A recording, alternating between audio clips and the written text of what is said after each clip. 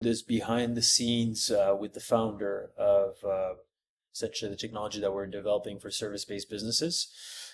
So today I wanted to take time and speak to you candidly about certain issues that have been on my mind and certain things that I think all business owners and all human beings in general will really benefit from. So I'm sorry if this sounds motivational. It's really all I have inside of me is motivation and is inspiration. So it's all I could share. These truths, if you want to call them, are things that I believe will provide tremendous relief and wisdom and continued success to the people who are able to embrace them and instill them in their daily way of being and just confronting the daily battles that we all face. So let me go through them.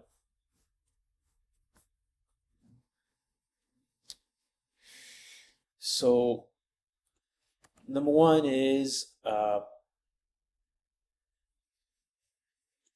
embrace the chaos.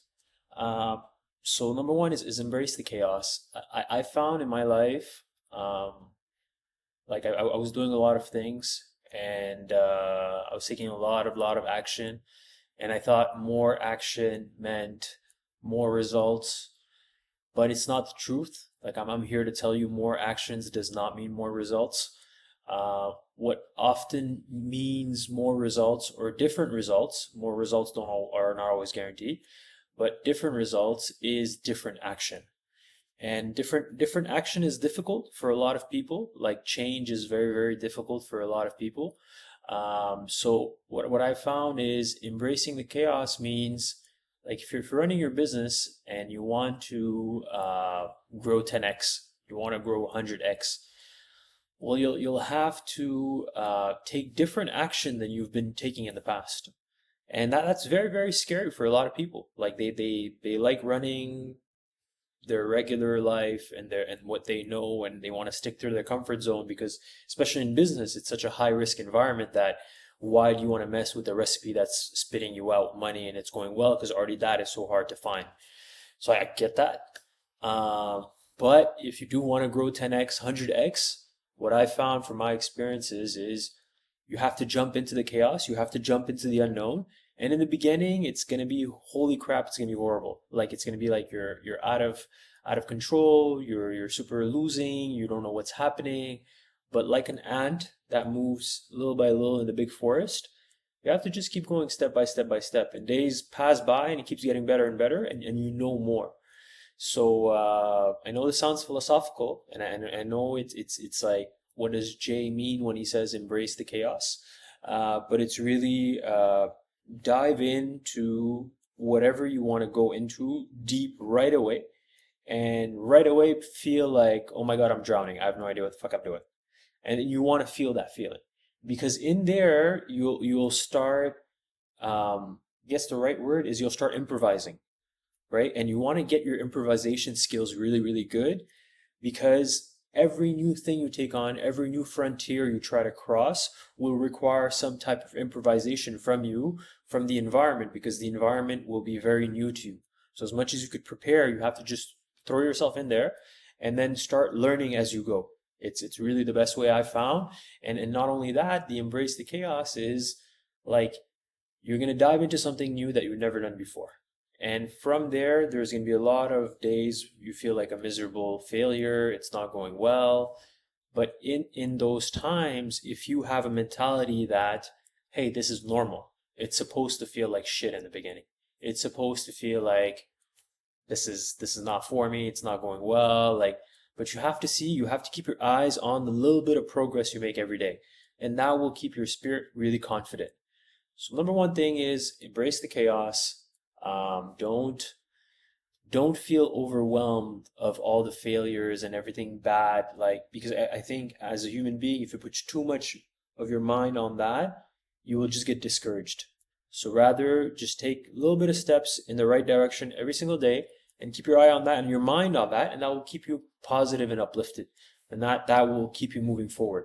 But if you start looking at all the, oh, this is not done, this looks horrible, oh, this is not, a perfectionism thing, then you will never be able to move forward.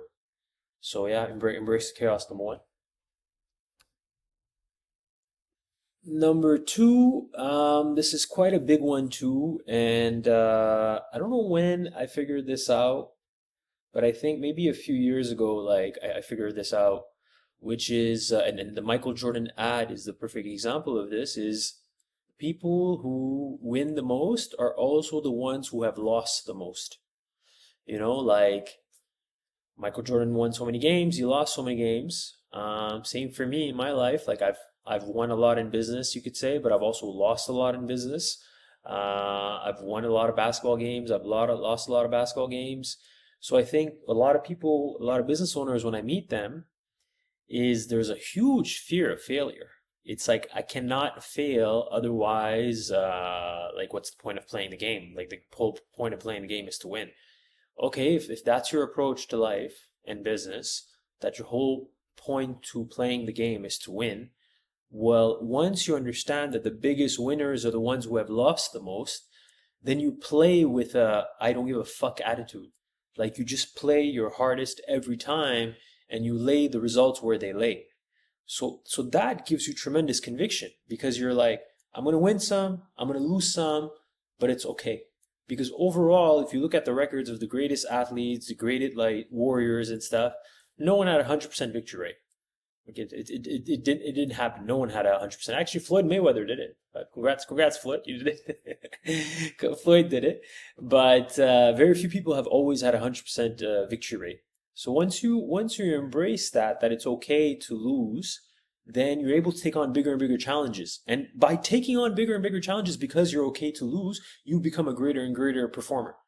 So yeah, like kill the fear of failure in your mind and in your spirit, because if you do, you'll advance a lot more. And the fear of failure is a not understanding that failure is half success.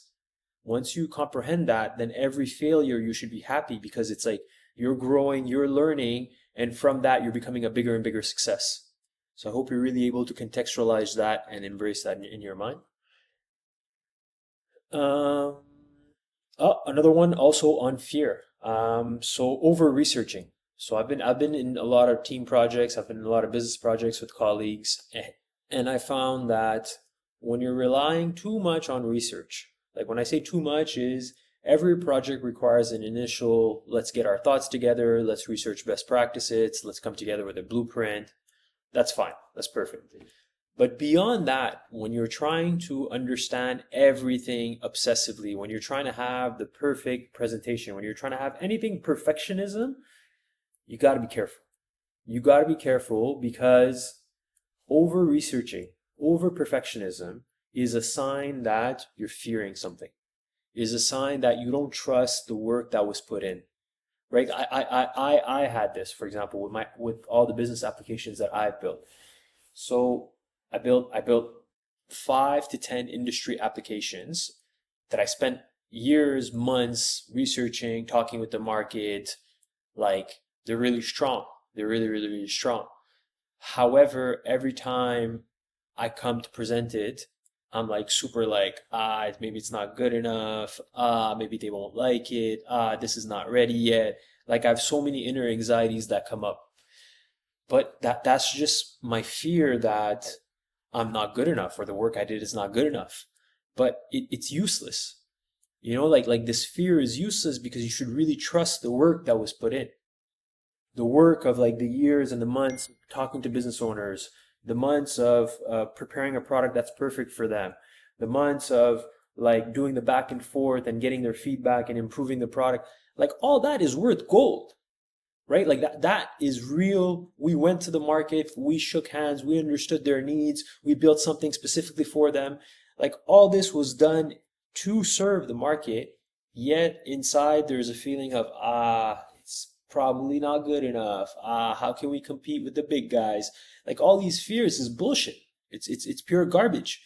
So really remove your fear of failure, and it's disguised as over perfectionism, over research, making sure it's perfect.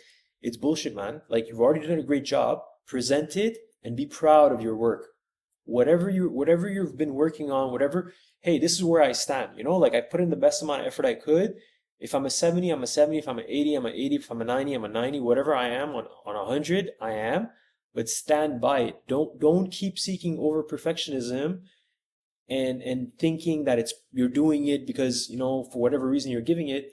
Understand that a lot of good work has already been put into whatever you've been working on, and you shouldn't try to over perfect it. You should deliver it to the market, and you should be proud of your work. And that's another big one.